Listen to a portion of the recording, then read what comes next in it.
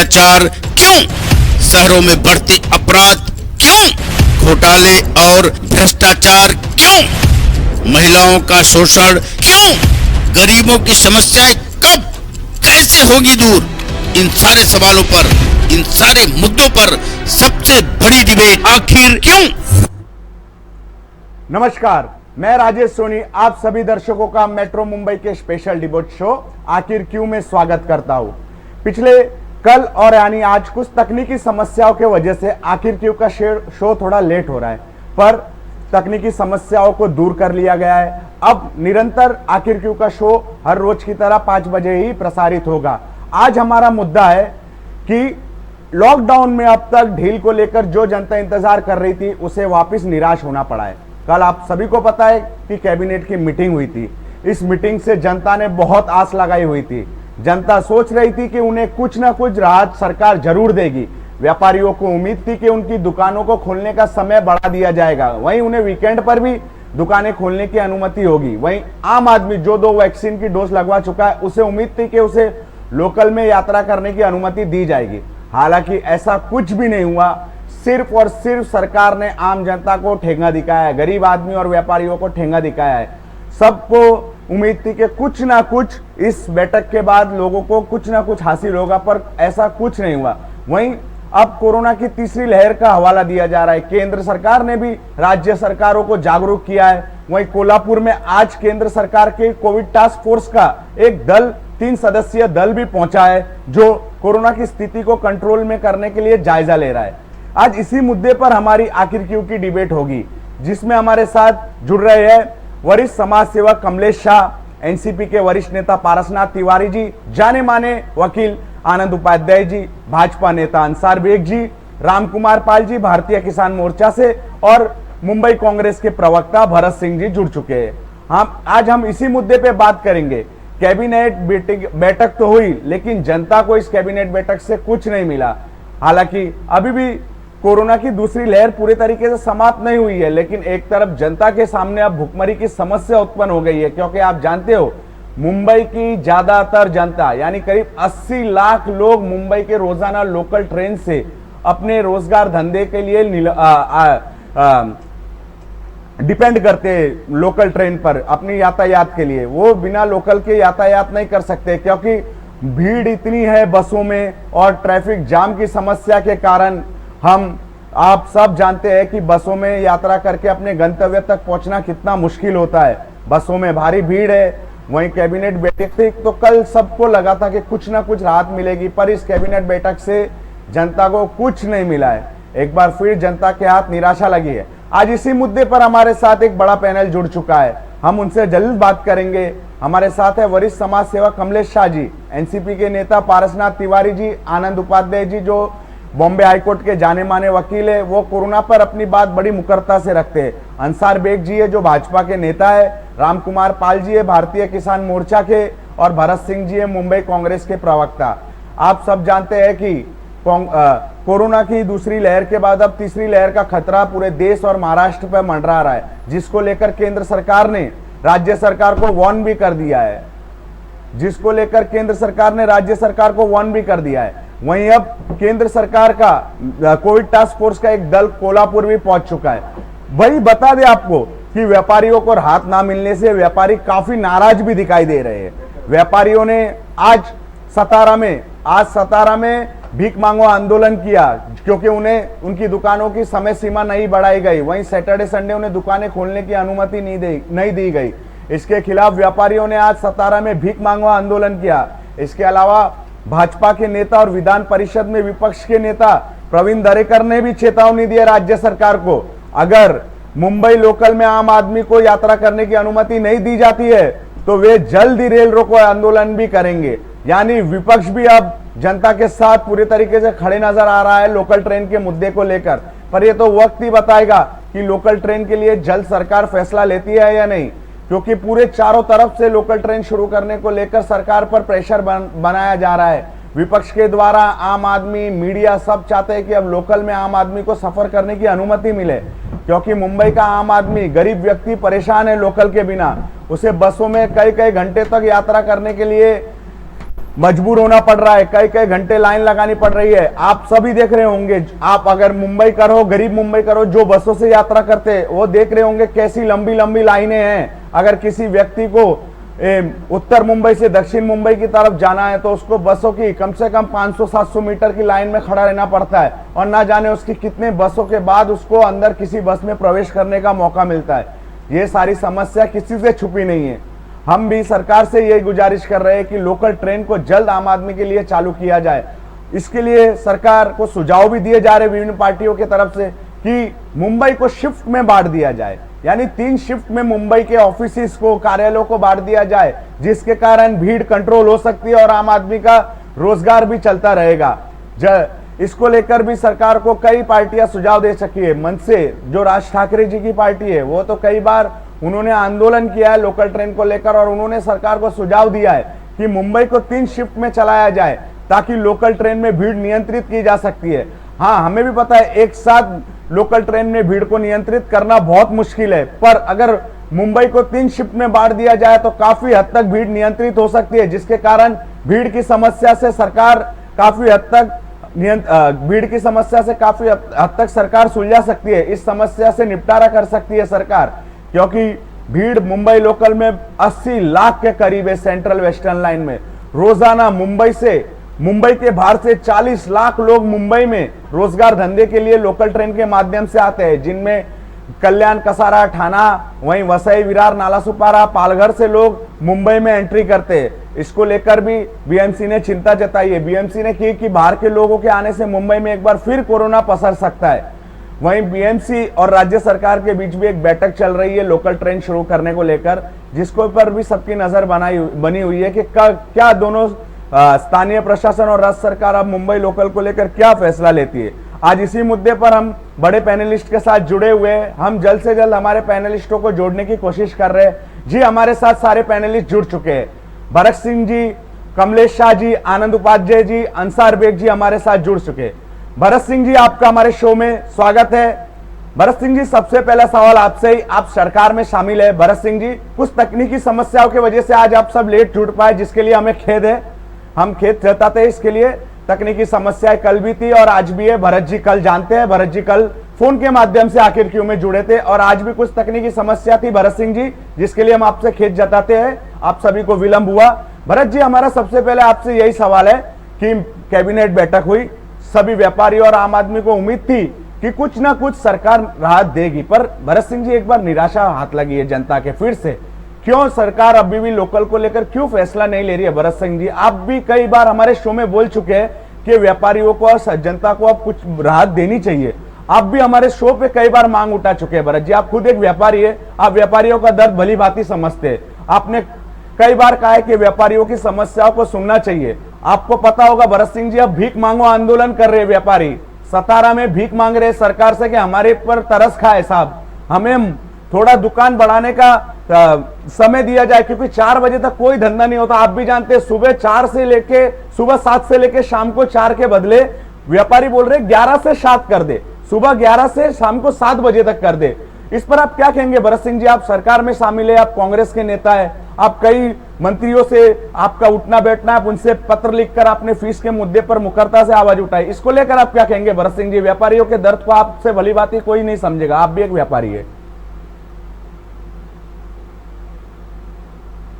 जी भरत जी की आवाज करिए, टेक्निकल टीम से अनुरोध। जी भरत जी बोलिए। जी भरत जी की आवाज करिए, टेक्निकल टीम से अनुरोध है। जी भरत जी, 1 मिनट, आवाज की समस्या हो रही है। जी जी बोलिए भरत जी। आई जी बोलिए भरत मैं जी। ये कह रहा था कि कहीं भी ऐसा नहीं है कि मैं खुद बोल रहा हूँ कि ट्रेनें चालू होनी चाहिए, ठीक है। हमारी सरकार भी चाहती है कि ट्रेनें चालू हो, महाविकास आघाड़ी की सरकार, हम तीनों दलों की सरकार भी चाहती है कि ट्रेन चालू हो। लेकिन एक भी समझिए कि तीसरा थर्ड वे का जो है खतरा हमारे सर पे लटक रहा है, तलवार जो बोलती है हमारे सर पे लटक रही है। अभी कल ही जो है केंद्र से गाइडलाइन दिया गया है कि राज्य सरकारें और अपनी तरफ से सख्ती बरतें। अब ये बताइए कि मैं क्या केंद्र की सरकार की बातों को न मानूं?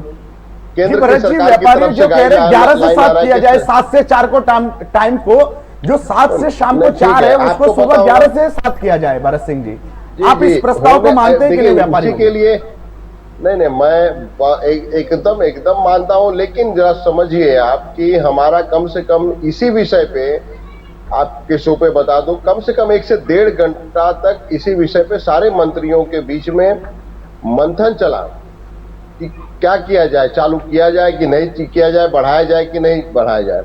फिर इसका जो एक आधारिक तौर पे इसका जो डिसीजन वो मुख्यमंत्री के ऊपर छोड़ दिया गया है। दुकानें और जो होटल्स के बारे में वो विषय मुख्यमंत्री जी वो खुद स्वतः लेंगे। अब वो संज्ञान में कब लेते हैं, 2-4 दिन लगता है, 1 हफ्ता लगता है, 15 दिन लगता है, जो भी लगेगा उनके ऊपर विवेक पे छोड़ दिया गया है कि जो भी करना है आप बताइएगा, उस हिसाब से हम गाइडलाइन। भरत जी, आज भीख मांगो आंदोलन किया व्यापारियों ने, 17 में भीख मांगी है सरकार से, हमारे पर तरस खाइए, हमारे पर तरस खाइए थोड़ा सा। सर भीख मांगी है सरकार से, व्यापारियों को भीख मांगने के लिए मजबूर होना पड़ा है। भरत सिंह जी, आप मुझे बताइए कि मैं भी एक व्यापारी हूँ। जी, इसीलिए हम आपसे अनुरोध कर रहे हैं, हम आपसे अपेक्षा करते हैं कि आप दर्द समझेंगे भली बात ही। मैं भी तो वही तो कह रहा हूँ मान्यवर कि अगर मैं इस समय खुद एक व्यापारी, अगर मैं ये कहता हूँ कि नहीं दुकान चालू कर दीजिए, आपको पता होना चाहिए कि मुंबई में शाम के समय पीक आवर रहता है, पीक आवर के अंदर कितनी भीड़ रहती है। अगर वो भीड़ में कोई एक कोरोना का पेशेंट अगर आ गया, कोरोना संक्रमित एक व्यक्ति आ गया, तो सबको संक्रमित कर देगा। तो इसकी जवाबदेही कौन लेगा? क्या ये विपक्ष के लोग लेंगे जो आज बोल रहे हैं कि नहीं राज्य सरकार जो है लॉकडाउन लगा के रखी है, राज्य सरकार खोल नहीं रही है। मैं तो 2-3 मेरे भाजपा के भाइयों से सवाल है। पहला सवाल ये है कि क्या केंद्र की सरकार जो गाइडलाइन दे रही है मैं उसको नहीं मानूं? दूसरी चीज, अगर मुख्यमंत्री साहब अगर महाराष्ट्र की सरकार कब तक चलेगा भरत जी? ये सब कब तक चलेगा? 1.5-2 साल होने आ गए भरत जी। देखिए, जब तक कोरोना, हम जनता के जान से नहीं खेल सकते हैं। हम तो इतना कहते हैं कि जरूरत पड़ी तो हम जो है सारे जो हम अपने कार्यकर्ता, पार्टी के कार्यकर्ता है, हम अपनी जान, हमारे नेता है, हम अपनी जान जोखिम में डाल देंगे, लेकिन हम जो है किसी जनता का जो जान है वो जोखिम में नहीं डालेंगे। दूसरा मैं आपको बताना चाहता हूं, कल ही जो है हमारे जो महाराष्ट्र के मुख्यमंत्री, हमारे जो महाविकास आघाड़ी सरकार के मुख्यमंत्री है, उनको जो है पुरस्कृत किया गया नंबर 1 पे अगर कोई मुख्यमंत्री इस समय जो है 9 मुख्यमंत्रियों में से चुना गया है, तो पहले नंबर पे हमारे मुख्यमंत्री है और तीसरे नंबर पे 13 में से माफ करिएगा 13 में से 13 मुख्यमंत्रियों के, पूरे देश के मुख्यमंत्रियों में पहला अगर मुख्यमंत्री अगर आया है, कोई चुना गया है, तो वो हमारे जो है श्री उद्धव ठाकरे जी है। अगर हम अच्छा काम नहीं करते, हम लोगों की जान नहीं बचाते, अगर महाराष्ट्र में कंट्रोल में कोरोना नहीं लाते, तो क्या एक नंबर के मुख्यमंत्री आज जो घोषित किया गया। भरत जी, जो 2 डोज लगवा चुके हैं वैसे व्यापारियों को तो दुकान खोलने की अनुमति दी जाए, वैसे लोगों को तो लोकल ट्रेन में प्रवेश करने की अनुमति दी जाए। जी, मैं जो वैक्सीन अगर आपने बनाई है तो वैक्सीन पे भरोसा रखिए, वैक्सीन पे पावर पे भरोसा रखिए कि वैक्सीन कारगर है।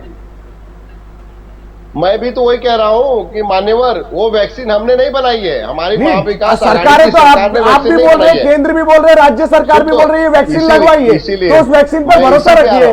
मैं इसी पे 2 मिनट मान्यवर दीजिए। जी, थोड़ा 1 मिनट में भरत सिंह जी सभी पैनलिस्टों से स्टार्टिंग कमेंट लेते हैं, फिर अपन सेकंड राउंड करेंगे सर। मैं क्लियर कर देता हूँ आपको। मैं ये कह रहा हूँ कि अगर वो वैक्सीन एकदम कारीगर है, तो क्यों RT-PCR जो है फ्लाइट के अंदर आज भी केंद्र सरकार ने रखा है। 2 वैक्सीन लेने के बावजूद अगर कोई भी अगर उतरता है तो उसको RT-PCR करवाना जरूरी है, ये क्यों रखा है? तो मेरा ये मानना है कि अच्छा, दूसरा आपके चैनल पे जो हास्यकर सुरेंद्र शर्मा जी आए हैं, उन्हीं के घर के 10 लोग जो है 2 इंजेक्शन लेने के बाद जो है संक्रमित हुए और उनकी मौत हो गई। तो कहीं ना कहीं अभी भी इसमें संदेह बना हुआ। सबसे बड़ी बात जो हमारे उपाध्याय जी हमेशा कहते हैं कि ये जो है ना, ये ट्रायल बेसिस पे चल रहा है। अभी भी जो है ना, ये कोई वैज्ञानिक कब तक गरीब आदमी परेशान है। भरत जी, आप समस्या को नहीं समझ रहे। आप देखिए, तकलीफ से जानते हुए भी आप मैं दरकिनार कर रहे हैं। देखिए, भरत जी आप एक व्यापारी है, आप भी दुकान की अच्छा, रेंट ये चुकाते बताइए, होंगे, लाइट ये- बिल भरते होंगे, अरे भाई आज साहब, स्टाफ को सैलरी भाई देते साहब, होंगे, आप भी भाई दर्द समझ रहे साहब, होंगे व्यापारियों का। भरत जी सुन तो लिए भाई साहब, भाई तो क्या किया जाए? अगर हम ये कह रहे हैं कि खोल दिया जाए, कि पूरी तरह से खोल दो और सबको मौत के घाट में धकेल दो। ऐसे भी भुखमरी से मर जाएंगे भरत सिंह जी, भुखमरी भी सामने है लोगों के। अब चैनल पे ये गारंटी देते हो, आप ये गारंटी देते हो कि अगला क्वेश्चन अगर हमने चालू कर दिया तो अगर कोई ऊपर नीचे होता है, अगर कोई दुर्घटना होती है तो कल आपका चैनल। भरत जी सुझाव दिया गया है 3 शिफ्ट में मुंबई को चलाइए, 3 शिफ्ट में। भरत जी सुझाव दिया गया है 3 शिफ्ट में चलाइए मुंबई को। आप सुझाव दिए हैं, लेकिन जो कंपनी चलाते हैं वो कंपनी चलाने वाले इतनी जल्दी कोई सुझाव। आप सरकार है साहब, आप बोलोगे तो सुनेंगे सब, आप बोलोगे तो सुनेंगे। आप सरकार है, सरकार तो नरेंद्र मोदी भी चला रहे हैं, नरेंद्र मोदी चला रहे हैं। कितना का उन्होंने रोक लिया कोरोना को, कितना जो है उनको जी जी भरत जी आपका जवाब लेते हैं। अंसार एक मिनट, भरत जी आप आते हैं सेकंड राउंड में, सभी के पास एक एक बार सभी को बोलने का मौका दीजिए। अंसार बेग जी, आपके एक तरफ विपक्ष में नेता बीजेपी वाले विरोध करते हैं, वहीं केंद्र सरकार गाइडलाइंस पे गाइडलाइंस दे रही है। कोरोना के टास्क फोर्स के एक पथक आज कोरोना टास्क फोर्स का एक दल 3 सदस्यीय दल कोल्हापुर पहुंचा है, बोल रहे कोरोना की तीसरी लहर का खतरा बढ़ चुका है। और महाराष्ट्र में बीजेपी विरोध करती है कोरोना लॉकडाउन का और कड़े पाबंदियों का। ये दोहरा चरित्र क्यों अंसार बेग जी? एक तरफ आप विरोध करते हो और आप ही की सरकार एक गाइडलाइंस जारी कर रही है। जी अंसार बेग जी। सभी को नमस्कार। जी जी पहला तो मेरा सभी को नमस्कार। और भरत जी कहा कि देखिए सबसे दिक्कत जो है कोरोना तो है ही है, बीमारी है वो एक अलग चीज है, लेकिन जो व्यापारियों के मसले हैं वो कौन हल कर? यहाँ की सरकार हल करेगी या केंद्र हल करेगी? भरत भाई ये सोचिए जरा आप कि लोकल ट्रेन सबसे अनिवार्य है मुंबई चलने के लिए, बॉम्बे को लोकल ट्रेन के बगैर हो रही है, वो शायद आपको अंदाजा है नहीं है, ये अलग बात है। आप ट्रेन में चलते हैं या नहीं चलते मालूम नहीं है। दूसरा जो 11 से 4 बजे तक व्यापारियों का बात कोरोना तो है ही, आप कहो या हम कहें, विश कह रहा है इस बात को, तो मसला है मेन व्यापारियों का है। जी भरत जी जवाब लेंगे, इनको बोलने दीजिए, हर एक को बोलने का मौका दीजिए एक एक बार, फिर हम सबसे जवाब लेंगे रिटर्न। देखिए मैं तो पूरा सुना, आप पहले सुन लीजिए, सुनने का मतलब। जी जी बोलिए अंसार बेग जी, कोई इंटरफियर नहीं करेगा एक दूसरे को, स्टार्टिंग में सभी बोलिए। मेरा जी कहने का मतलब यही कि व्यापारी क्या करे? व्यापारी आज तो भीगने पे नहीं, भीख मांग रहा है। ये मान लो आप क्या कर रहे हो, दुकान के भाड़े कैसे दे, लाइट के बिल कहाँ से भरे, घर कहाँ से चलाए, MIM कहाँ से भरे, बच्चों की फीस कहाँ से भरे, बहुत से फैमिली के खर्चे होते हैं जो आदमी पे अपने हैं, लेकिन वो तो काम नहीं है तो कैसे करेगा? आप सभी पैनलिस्टों को एक कमेंट पढ़कर बताता हूँ, हमारे दर्शक ने भेजा है साहब, इनका नाम है रविंद्र प्रजापति। मारी डालोगे क्या सरकार? सारे सरकारी लोगों का पेट भर रहा है क्योंकि उनकी पेमेंट चालू है, तुम लोगों को हम जैसे गरीबों का दर्द कहां समझेगा? एक कमेंट दर्शक का इतना भावनापूर्ण कमेंट है कि आप लोगों को हमारा दर्द कहां समझेगा? सरकारी लोगों का पेमेंट चालू है, गरीब मर रहा है इस लॉकडाउन से, पाबंदियों से। देखिए गरीब मीडियम क्लास का जो आदमी है ना, उसकी हालत क्या है, वो गरीब से भी नीचे चला जा रहा है। ये है सरकारों को ध्यान रखना चाहिए कि हम किस तरीके से व्यापारी अपना उनके कारोबार को सेट कैसे करें, टाइम बढ़ाएं, लेवल से बढ़ाएं, वो सरकार का काम है, हमारा नहीं है। सरकार आप चला रही हो, आपकी जिम्मेदारी क्या नहीं है? सारी दिल्ली करेगी, दिल्ली करेगी तो आपकी भरत जी, पारसनाथ जी और अंसार बेग जी, आपके लिए कमेंट दिया है एक दर्शक ने, एक साथ सारी लहर ले आओ नहीं तो थोड़ा जहर ले आओ। आम आदमी ने कहा है कि एक साथ सारी लहर ले आओ नहीं तो थोड़ा जहर दे दो। अब एक साथ ही लहर ले आओ नहीं तो हमें थोड़ा सा जहर दे दो। अब इतना परेशान है आम आदमी। ये हमारे दर्शक कमेंट कर रहे हैं, मुसाफिर मुनफ्फर वो कमेंट कर रहे हैं ऐसा। जी अंसार बेग जी बोलिए। नहीं बिल्कुल लॉकडाउन खुलना चाहिए, यहाँ से मैं इसके समर्थन में हूँ। लॉकडाउन बिल्कुल खुलना चाहिए, ट्रेन चलनी चाहिए। बीमारी है, सरकार उसका इलाज करेगी, आम आदमी की जिम्मेदारी नहीं है। आम आदमी को आजादी दीजिए। जी जी जी, हम आनंद उपाध्याय जी से उनकी राय जान लेते हैं। आनंद उपाध्याय जी जो एक जाने माने वकील है, वो बड़ी मुकरता से कोरोना के विषय पर अपनी बात रखते हैं। आनंद उपाध्याय जी, कल कैबिनेट की बैठक हुई, न व्यापारियों को राहत मिली, न जनता को राहत मिली, ऊपर से केंद्र ने तीसरी लहर की गाइडलाइंस दे दी। एक केंद्र का कोविड टास्क फोर्स का 3 सदस्यों का दल कोल्हापुर में पहुंच चुका है कोरोना की स्थिति को नियंत्रण में लाने के लिए। वहीं अब माहौल बनाया जा रहा है तो कोरोना की तीसरी लहर को लेकर।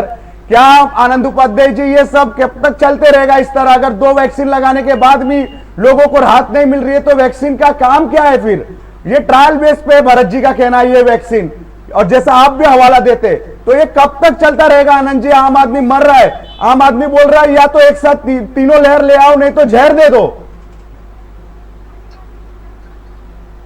देखिए राजेश जी, जी आनंद जी बोलिए। जो भरत सिंह जी ने देखिए, जो भरत सिंह जी ने कहा है या जो आप कहते हैं कि मैं हवाला देता हूं, ये मैं कोई नहीं, आप बहुत मुखरता से बोलते हैं, अपनी बात को तथ्यों के साथ बोलते हैं आनंद जी। सुन लीजिए जी, सुन लीजिए।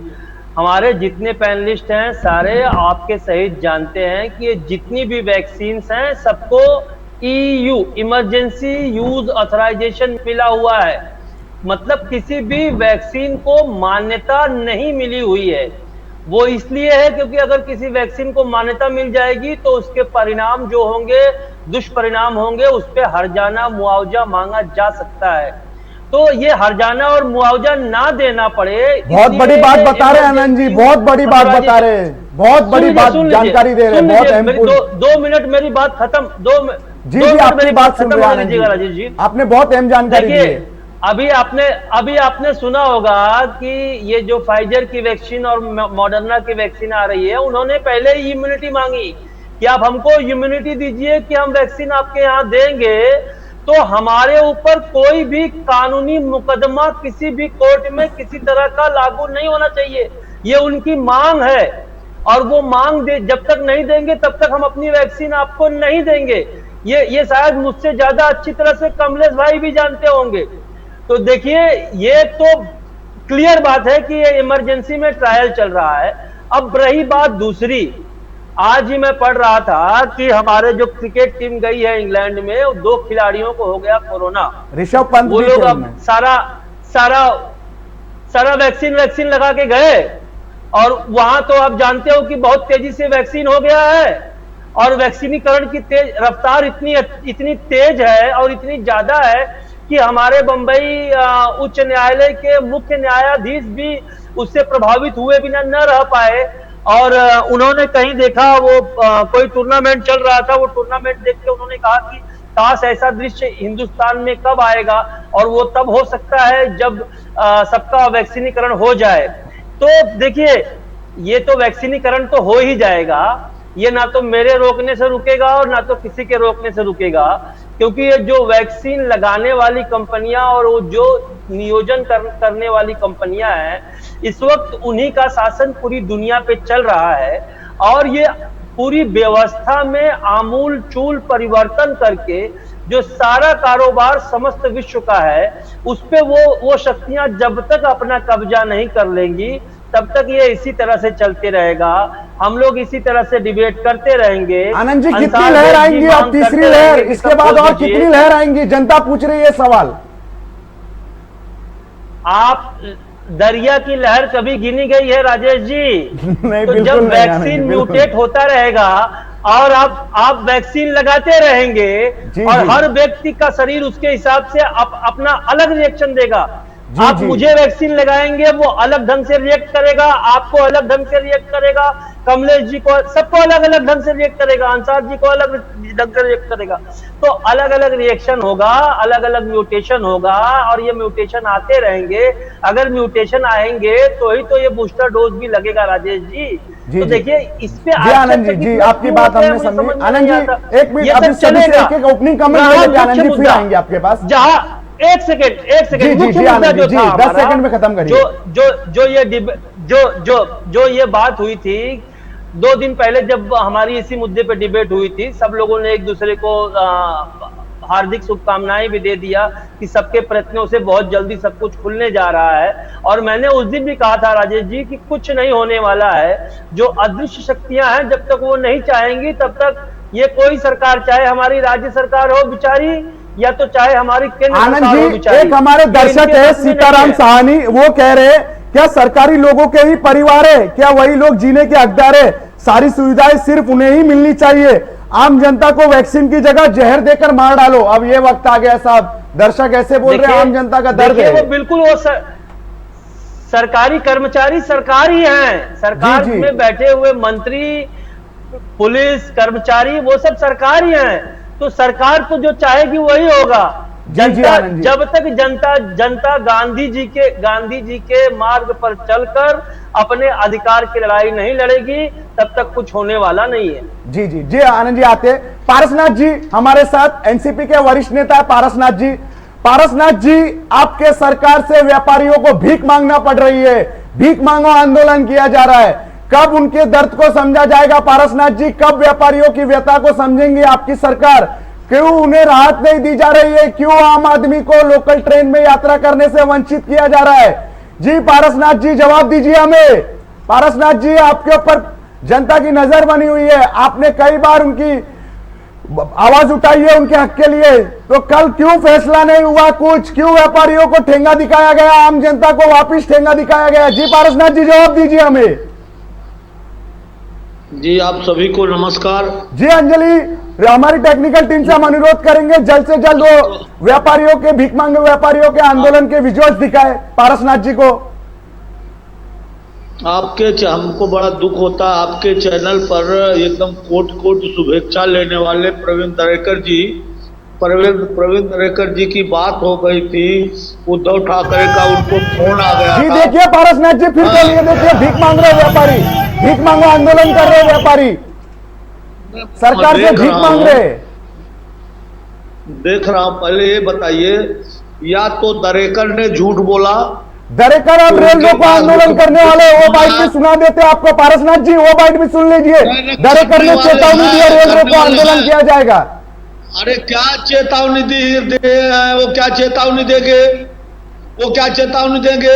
आम आदमी की भावनाओं से भड़काने वाले ये लोग क्या चेतावनी देंगे? जी पारसनाथ जी, आपने कई पत्र व्यवहार किए हैं सरकार से, सरकार क्यों सुन नहीं रही है? आम आदमी का दर्द क्यों नहीं समझ रही है? सुनिए जी जी बोलिए पारसनाथ जी, बोलिए। व्यापारियों के साथ है, हम व्यापारियों के साथ हैं, हम आम जनता के साथ हैं। हम, हमारी पार्टी है, पार्टियों की सरकार है, सरकार उद्धव बाबा भी हैं, समझ रहे हैं नहीं? जी सुन रहे हैं, बोलिए। बात, जनता की बात वहां तक पहुंचाते हैं। हमको बड़ा ताज्जुब आता है कि केवल चैनल पे वाहवाही लेने के लिए, आपका ही चैनल नहीं सभी चैनल पर घूमने लगा। दरेकर जी ने बात किया, मुख्यमंत्री ने उनको फोन किया कि दरेकर जी चिंता मत करिए, अभी सब चालू कर दे रहे हैं। क्या हुआ? हाथी आए हाथी बोली पौ। जी जी बोलिए। आप हमको बताइए, हमको ये बताइए, अभी मैं क्या बोलूं? मैं जनता, जितने कमेंट्स आ रहे हैं वो भी सही आ रहे हैं। क्या गरीबों के घर में रोटी घर बैठने से आएगी पारसनाथ जी? ये सीताराम सहानी का सवाल है आप लोगों से। क्या गरीबों के घर में रोटी घर में बैठने से आएगी साहब? पारसनाथ तिवारी का भी सवाल है। 1.5 साल में 1 करोड़ के घाटे में गए हैं। अभी क्या बोलेंगे किससे? जी जी क्या बोलेंगे किससे? आप बताइए मेरे को। जी जी पारसनाथ, व्यापारी ही नहीं, आनंद बैठे हैं जो 5-6 साल जिसकी प्रैक्टिस हुई है, उनके वकीलों की क्या हालत हो गई है? प्राइवेट छोटे स्कूलों में शिक्षकों की हालत क्या हो गई है? आज नई पीढ़ी जो 2-2 साल से स्कूल बंद है, वो किस दिशा में जा रहे हैं? बच्चों पर एक बार पढ़ाई से भटके तो उनकी स्थिति क्या होगी? ये सरकार क्यों नहीं समझ रही है पारसनाथ जी? आप लोग समझ रहे तो सरकार को ये समझ क्यों नहीं आ रही है? केंद्र और राज्य दोनों सरकारों की बात कर रहे हैं, एक किसी एक दल की बात नहीं कर रहे हैं, सारी सरकारों की बात कर रहे हैं हम। एक कटघरे में सब सरकारें। मैं व्यापारियों से निवेदन करना चाहता हूं कि जो हमारा देश का बड़ा व्यापारी प्रधानमंत्री है, वो व्यापारी का दर्द नहीं समझ रहा है। अगर वो व्यापारी है तो व्यापारियों का दर्द कोई नहीं समझ रहा है। वो क्यों नहीं समझ रहे हैं? क्यों बीच में लाइन घुसा रहे हैं? क्यों तीसरी लहर का वो दिखा रहे हैं? क्यों टास्क फोर्स घुसा रहे हैं बीच में? ये सारी बातें जो है वो क्यों हो रही है? जी ये पर्दे के पीछे का खेल जो है ना, बीजेपी बंद करे। जी जी जी जवाब लेते हैं पारसनाथ जी, जवाब लेते हैं आपके बातों का। जी पर सुन, रेल रोकने की जगह हमारा अनशन पे क्यों नहीं बैठते? जी, प्रवीण दरेकर और फडणवीस को मैं चैलेंज देता हूं, वो आवे मेरे साथ अनशन पे बैठे, वो भी आत्मदाह करने की धमकी दे, मैं भी देता हूं। देखिए कौन आत्मदाह करता है जनता जी। के लिए। जनता की मलाई खाने वाले बेशर्म लोगों को क्या बोलेंगे? जी जी मान लीजिए सरकार अंधी हो गई है तो विरोधी पक्ष भी अंधा हो गया है। जी जी आपका जवाब लेते हैं रामकुमार पाल जी से, जवाब लेते हैं पारसनाथ जी। पारसनाथ जी जवाब ले जी। रामकुमार पाल जी, आप पारसनाथ जी ने आप पर कई गंभीर आरोप लगाए। एक तरफ केंद्र सरकार कोरोना की तीसरी लहर के लिए गाइडलाइंस पे गाइडलाइंस दे रही है, वहीं महाराष्ट्र में बीजेपी जो विरोधी दल में वही विरोध कर रही है कि सरकार जानबूझकर जनता को कोरोना लॉकडाउन में रखना चाह रही है। क्यों सरकार छूट नहीं दी कल व्यापारियों और आम आदमी को लोकल ट्रेन में? आप बोलिए रामकुमार पाल जी, पारसनाथ जी के आरोपों का जवाब दीजिए और विपक्ष के नाते आप बोलिए, जनता की समस्या को उठाइए। 15 तारीख के लिए तो बहुत उम्मीद थी सरकार से कि सारे उम्मीदों को, और अब पहले प्रवक्ता ने कहा कि आंदोलन करता है विपक्ष, दूसरे प्रवक्ता पारसनाथ जी ने कहा कि आंदोलन करिए, और कई बार कई दिनों से कहा करिए, करो तो मरो, नहीं करो तो मरो, इनकी कहावत है। दूसरी बात यह है कि गाइडलाइन सिर्फ भारतवर्ष के लिए नहीं है, भारत में है, महाराष्ट्र खाली रुका है। गाइडलाइन जनरल निकली है कि लोगों को जो छूट है तो छूट का गैर फायदा तो केंद्र सरकार की गाइडलाइंस की बीजेपी यहां महाराष्ट्र में क्यों विरोध करती है? रामकुमार पाल जी, दोहरा चरित्र क्यों है, डबल स्टैंड क्यों? क्या हो गया, क्या बोले आप?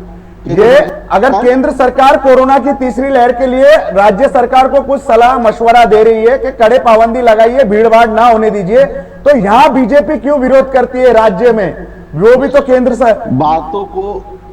बातों को घुमा रहे हो।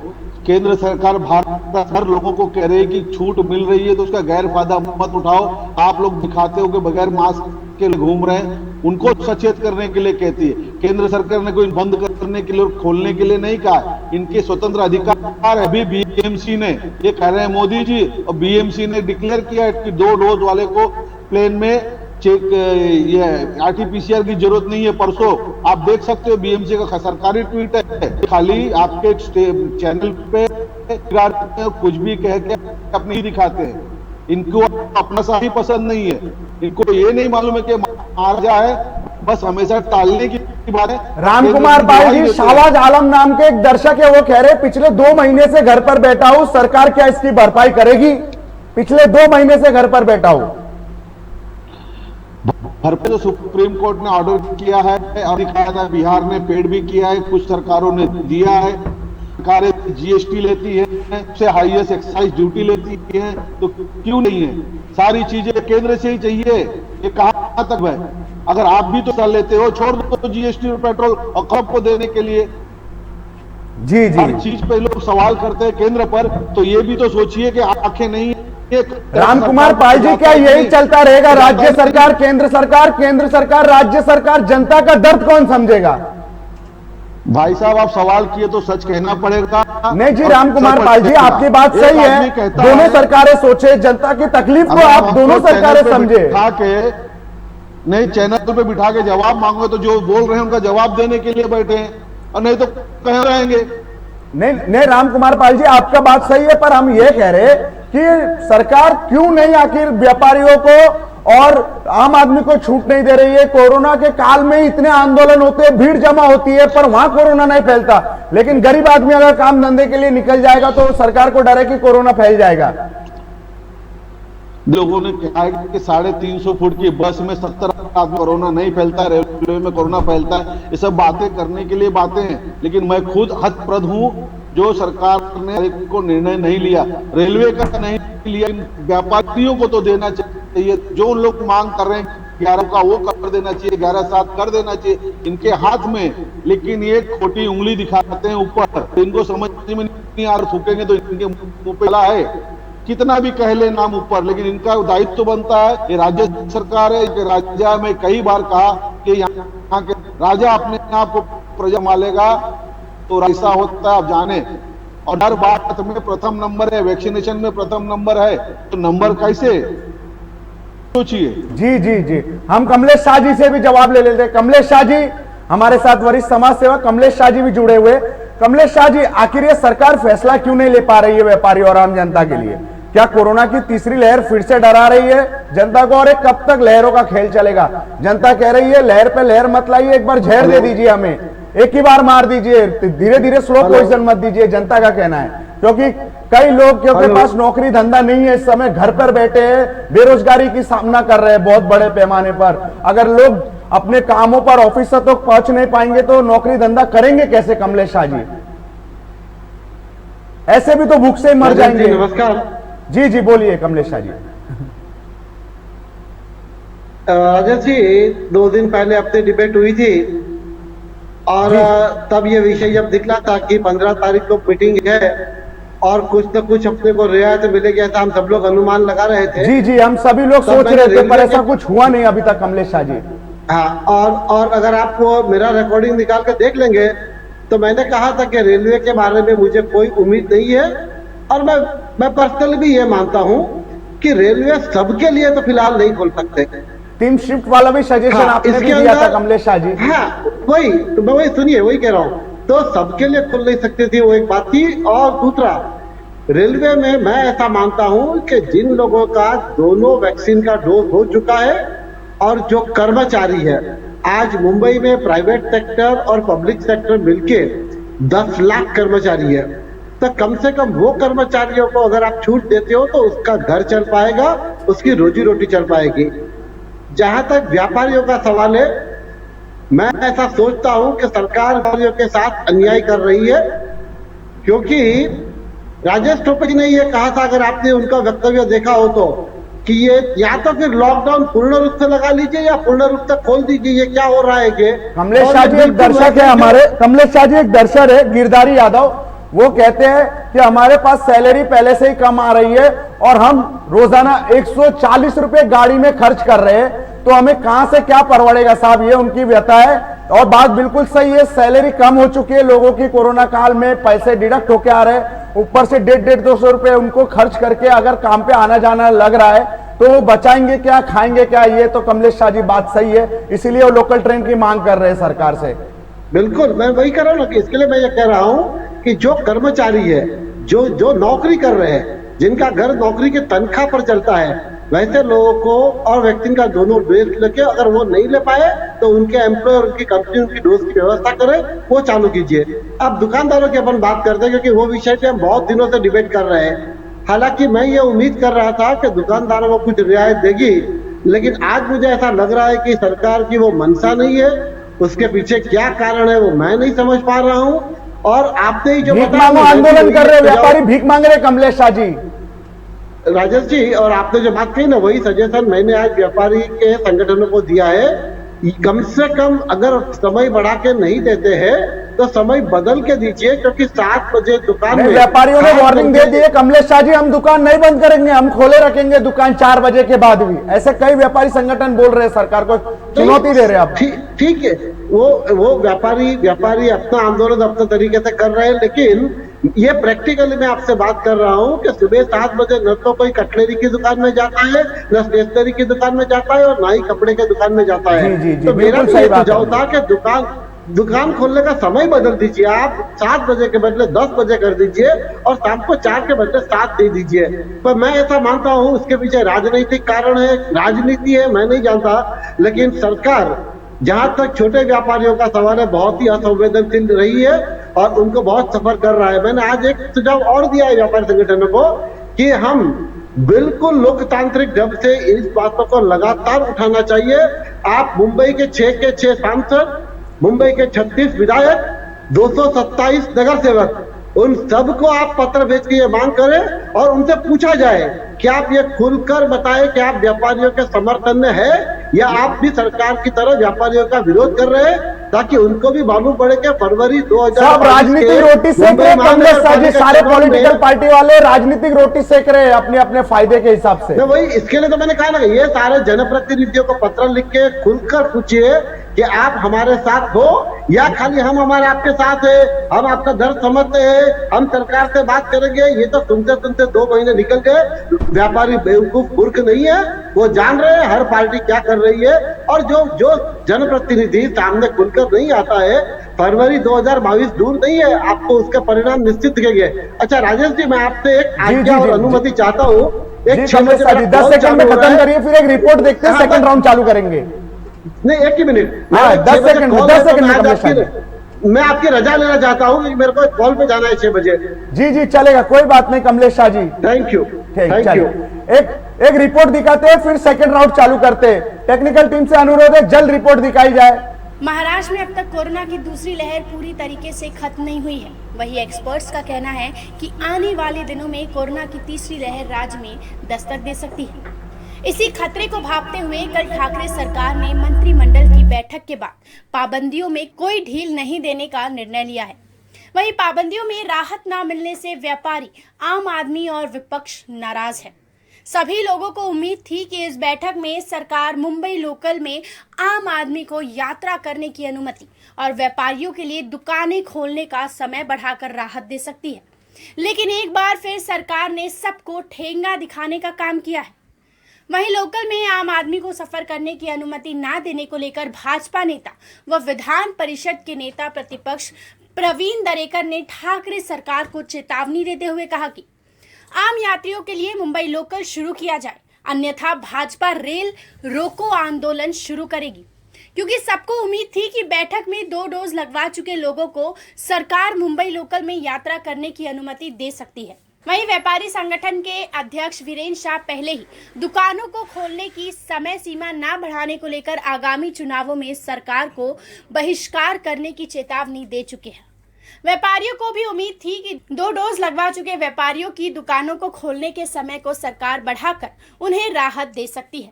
हालांकि व्यापारियों को लेकर स्वास्थ्य मंत्री राजेश टोपे ने कहा कि इस बारे में फैसला मुख्यमंत्री लेंगे, जिससे एक बार फिर व्यापारियों की उम्मीदों पर पानी फिर गया है।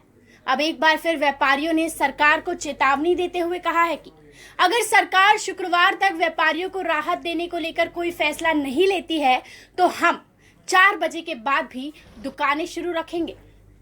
पाबंदियों में राहत ना देने का फैसला लेकर ठाकरे सरकार ने अपने लिए मुसीबत बढ़ा ली है, क्योंकि व्यापारी पहले से ही सरकार से नाराज है। अब व्यापारियों ने जगह जगह राज्य में सरकार के खिलाफ आंदोलन करना शुरू कर दिया है। आज सांगली में व्यापारियों ने भीख मांगो आंदोलन कर सरकार के खिलाफ विरोध दर्ज कराया। इसके अलावा लोकल ट्रेन में आम आदमी को यात्रा से वंचित रखकर सरकार अपनी ही परेशानी बढ़ा रही है, जिसका खामियाजा सरकार को भविष्य में उठाना पड़ सकता है, क्योंकि वर्तमान समय में ज्यादातर मुंबईकर आर्थिक तंगी का सामना कर रहे हैं। राजेश सोनी के साथ निशा ठाकुर, मेट्रो मुंबई। जी, आप सभी पैनलिस्टों ने ये रिपोर्ट देखी। भरत सिंह जी, आपसे हमारा सवाल है, सेकंड राउंड की शुरुआत हम आपसे कर रहे हैं। भरत सिंह जी, क्यों जनता के दर्द को नहीं समझ रही है? लोग कमेंट कर रहे हैं, साहब कि हम इतनी सी पगार में नौकरी कर रहे हैं, हम 150-200 रुपए गाड़ी खर्च कर अपने व्यवसाय पे अपने ऑफिसों में पहुंचेंगे तो हम बचाएंगे क्या? भरत सिंह जी, ये लोगों का सवाल है, आम दर्शक पूछ रहे हैं। भरत सिंह जी, सवाल 3 शिफ्ट में कर दीजिए मुंबई को। कई लोग इस बात को समर्थन कर रहे हैं। भरत सिंह जी, आप सरकार में आप सरकार से पत्र क्यों नहीं लिखते? आप अनुरोध कीजिए, जनता ये मांग कर रही है। देखिए, मैं राजेश भाई जी बोलिए। भरत सिंह जी, मैं आपके चैनल के माध्यम से सभी जो दुकानदार हैं, जो भी बिजनेस कर रहे हैं, उनसे ये अनुरोध करूंगा कि आप भी आशावान बने रहिए। आज नहीं तो कल बहुत अच्छी खुशखबरी आप लोगों को मिलेगी, क्योंकि जैसे राजेश टोपे जी ने कहा है कि हमने जो है जो दुकानों के बारे में, होटल के बारे में निर्णय मुख्यमंत्री जी लेंगे, तो इसका मतलब इशारा आप समझिए कि मुख्यमंत्री जी कुछ न कुछ निर्णय इस पे लेने वाले हैं। अगर ये आप मान के मत चलिए कि नहीं एकदम खत्म हो गया है कि अब दुकान चालू ही नहीं होगी 7 बजे के बाद। तकलीफ आप ये समझिए कि इस मुंबई में पीक आवर का जो समय होता है वो शाम का समय होता है 5 से लेकर 8 बजे तक का। अगर मान लीजिए उसको खोल दिया जाता है एकदम पूरी तरह से, तो इतनी भीड़ अनियंत्रित हो जाएगी, उसका जवाब हमारे पास भी नहीं होगा, आपके चैनल के पास भी नहीं होगा, और जितने पैनलिस्ट बैठे हैं इनके पास भी नहीं होगा। 3 शिफ्ट है, 3 शिफ्ट वाला शो नहीं है। नहीं, ये सुझाव हम लोग देख चुके हैं, हम लोग बता चुके हैं, लेकिन ये संभव नहीं है। मुंबई जैसे शहर में एक एक आप होटल वालों को या एक एक दुकान वालों को या एक एक मॉल वालों को आप समझा नहीं सकते हैं। ये कहना बहुत आसान है कि 3 शिफ्ट कर दीजिए, आप ये आसान है कि 2 शिफ्ट कर दीजिए। देखिए, उस पर इम्प्लीमेंट करना इतना मुश्किल है कि वो हो नहीं सकता है। जो संभव है उस पर हम बात करें। हम ये कहते हैं कि भाजपा का चाल चरित्र और चेहरा, व्यापारियों को आश्वासन दे रहे भरत सिंह जी, मैं लोकल ट्रेन तब तक नहीं चालू होगा जब तक कोरोना पूरी तरह से सही, मतलब मुंबई में काबू नहीं होगा। तीसरी लहर का खतरा जब तक बना रहेगा शुरू नहीं होगा, इंतजार करना होगा, नहीं शुरू होगा। नहीं शुरू। देखिए, हम जनता के, देखिए आप कितना भी बोल लीजिए, आप यहाँ पे 1000 बार डिबेट रख लीजिए, लेकिन जनता की जान से हम खिलवाड़ नहीं कर सकते हैं जब तक वैक्सीनेशन का काम पूरा नहीं हो जाएगा, जब तक तीसरी लहर का खतरा नहीं टलेगा, तब तक जी भरत जी, जो 2 ट्रेन डोज लगवा को पूरी चुके हैं तरह उन्हीं से को चालू छूट दे नहीं कर दीजिए आप। सकते हैं। भरत जी, जो 2 लेकिन डोज लगवा चुके हैं उन्हें तो छूट दे दीजिए। 2 डोज आप बोल रहे का हैं मैंने वैक्सीन फिर का काम कहा पूरा कि हो जाए। 2 डोज ये कैसे पता चलेगा कि सर्टिफिकेट होता है भरत जी, जो वैक्सीन लेता है उसके बाद सर्टिफिकेट होता है, अगर आपने लगवाई हो तो। देखिए, ये कहना 80 लाख लोगों का, देखिए ये 80 लाख लोगों का सर्टिफिकेट चेक सब नहीं हो सकता है। आप एक चीज को समझ लीजिए, आप टीवी पे बैठ के डिबेट कर सकते हैं, बात बता सकते हैं, बोल सकते हैं। 80 लाख लोगों का जो है सर्टिफिकेट देख के वो छोड़ने में ना 50 लोकल चली जाएंगे, पता भी नहीं चलेगा। जो संभव है उस चीज की बात कर रहे हैं कि वैक्सीनेशन पता हमको कब चलेगा, जब हम जो बीएमसी के माध्यम से जो प्राइवेट हॉस्पिटलों में हो रहा है उसका डाटा हमारे पास कलेक्ट हो रहा है। 75% के ऊपर जैसे वैक्सीनेशन सेकेंड डोज हो गई है, वैसे हम लोग लग रहा है धीरे धीरे हम लोग इसको जो है लोकल ट्रेन चालू करेंगे। भाजपा का देखिए, आपसे सरकारी नौकरों को कोरोना नहीं होता क्या लोकल ट्रेन में? एक दर्शक ने पूछा हमारे। सरकारी नौकर जो इस समय काम कर रहे हो वो जनता के हितों के लिए वहां पे बैठे हैं और वो जनता के हितों के लिए काम कर रहे हैं, जान को जोखिम में डाल रहे हैं। जी हुआ है 2 डोज बाद में हम उन्हें, कुछ लोगों के पास नहीं लगा हुआ। लेकिन सोचिए, आप अगर फील्ड में आपके जो रिपोर्टर आज फील्ड में काम कर रहे हैं, अपनी जान को जोखिम में डाल के कर रहे हैं, वो जनता के लिए खड़े हैं। हम जो काम कर रहे हैं वो जनता के लिए खड़े। हम फिर कह रहे हैं कि हम वो राजनीति करने वाले व्यक्ति है, पॉलिटिशियन तो नहीं, मतलब कार्यकर्ता छोटे पार्टी के, कि हम अपनी जान को जोखिम में डाल सकते हैं, लेकिन जनता की जान को जोखिम में नहीं डाल सकते। नहीं दर समझ पा रहे, आप 4 चक्के गाड़ी में घूमने वाले मैं पैदल भी चलता हूँ, 4 व्हीलर नहीं, मैं पैदल भी चलता हूँ। आपको बता दूं, 2-2, 3-3 किलोमीटर जो है पदयात्रा भी करता हूँ जनता के लिए अपने वार्ड में। जरूरत पड़ गई तो, अगर उनको जरूरत पड़ गई तो उनके लिए जो है रिक्शे में भी जाता हूँ। सवाल ये नहीं है कि मैं पैदल चलूं, 4 व्हीलर चलूं, वो सवाल नहीं है। सवाल ये है कि जनता का, देखिए जनता का जान कैसे बचेगा। ट्रेन में यात्रा करते हैं भरत जी आप? जी, क्यों नहीं। मुंबई में पैदा हुआ तो लोकल ट्रेन तो हमारी लाइफ लाइन है, लोकल ट्रेन तो हमारे लिए सब कुछ है। हमारी आधे से ज्यादा आबादी जो है लोकल ट्रेन में। भरत जी, लोकल में सफर कितना बार नहीं किया, कितने सालों से सफर कर रहा हूं वो पूछिए। लोकल ट्रेन में जब से होश संभाला है, शायद मुझे बचपन से मैं लोकल ट्रेन में चला हूं। जब होश नहीं संभाला था, मेरे पिताजी या मेरे घर वाले भी लोकल ट्रेन में लेके जा रहे थे। तो आप ये मुझे मत बताइए कि लोकल ट्रेन को मैं जानता नहीं हूँ। वहां पे तो लोकल ट्रेन की ये स्थिति है मुंबई की। लोकल ट्रेन में नेताओं को मैं आपको बताता हूँ, अमूमन राजेश भाई, मैं आपको बताता हूँ, ट्रांसपोर्ट में राजेश भाई, मैं चला हूँ, उसका फोटो भेज देता हूँ आपको। लोकल ट्रेन की ये स्थिति है कि आप सिर्फ आप आगे खड़े हो जाइए, आपको कुछ करने की जरूरत नहीं। इतनी पब्लिक रहती है कि आपको धक्का मार के अंदर कर देगी। अगर आपको उतरने की ताकत नहीं है तो आप खाली खड़े हो जाइए गेट पे, आपको धक्के मार के उतार देगी। ये मुंबई के लोकल की स्थिति है। दूसरी भाई एक चीज मैं बताना चाहूंगा कि जो भाजपा घड़ियाली आंसू जो बहाती है ना, दरेकर जी बोले मैं रेल रोको आंदोलन करूंगा। दरेकर भाई, पहले आप जो है गाइडलाइन जो लाते हो ना दिल्ली से, वो गाइडलाइन बंद करो, वो गाइडलाइन देना बंद करो कि नहीं कोरोना पे कंट्रोल रखो, लोगों को बाहर मत निकलने दो। आप वहां से दिल्ली से गाइडलाइन भिजवाते हैं और यहाँ पे जनता को भटकाने का, लटाने का, अटके का काम जो है वो भाजपा करती है, वो बंद कर दे करना।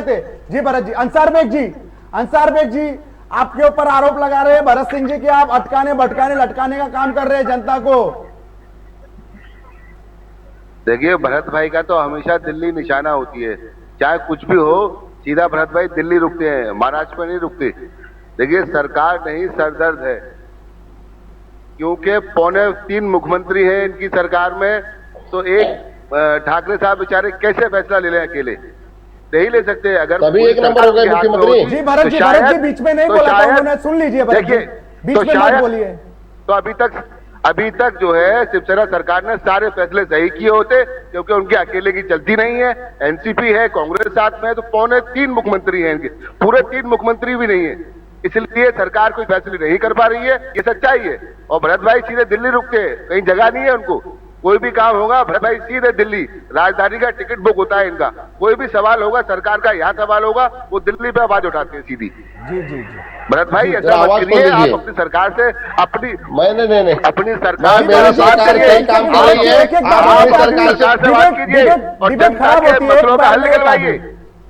आप अपनी सरकार से बात कीजिए, आप अपनी बात को रखिए कि जनता की जो समस्या है उनके हल निकलवाइए, आप दिल्ली तक मत जाइए। दिल्ली तो तुम्हारे लिए बहुत दूर है, हम तो अपने घर में हटा देंगे। आपसे जवाब लेंगे जरूर। आप ये समझिए, आप जो है यहाँ की जनता की समस्याओं का हल निकलवाइए सरकार से, नहीं चलानी है इस्तीफा दीजिए, दूसरा आएगा।